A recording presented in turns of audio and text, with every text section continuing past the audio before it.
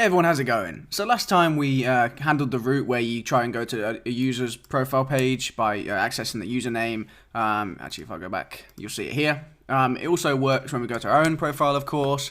And now when we go to a profile which doesn't exist, we see an error because we're trying to access this profile user object, but we don't pass this through when there's no user found. So what we'll do is just take care of that error. In the profile page.pug, we can handle that. Now, you're free to handle this in any way you want, of course, but one thing you might want to do is just do a simple if statement here.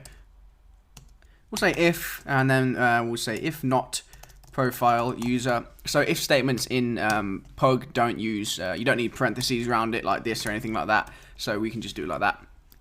Inside there, we'll say h1, and then user not found, alright? And then what we'll do underneath that is move all of this stuff into an else block. So actually I'll add the else block, and then all of this stuff can just be tabbed across like that. Okay, so this should take care of the error now. If I refresh the page, you see user not found. I know it's not very graceful at the moment. Maybe you want to handle it differently. Maybe instead of user not found, you want to put something like, I don't know, check the URL you are trying to access. Okay, refresh the page, and then now we get something different. So it's entirely up to you to handle this in any way you want. I'm not going to spend too much time handling this error, but what I can do is just fix this spacing, add some padding around it. So what we'll do actually is give this a class real quick. We'll say error message, and in fact, what if we make it like an h3 or something? It doesn't need to be as big and bold as that one.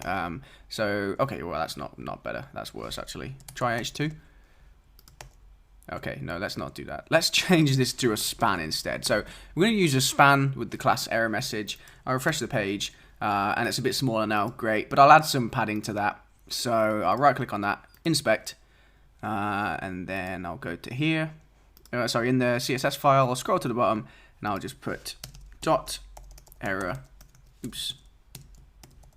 message, and I can just put padding, I don't know. We can use our var spacing, I guess. Spacing? Okay, that works. So just added some simple spacing around there. So it's a real simple page not found right there. So yeah, that'll do for us. So take all that, go back to our CSS file, and just make sure you got that in there. So like I said, you can handle this in any way you want. Maybe you want to spend a bit more time and do something a bit better here. But that's good enough for me. I will leave it at that.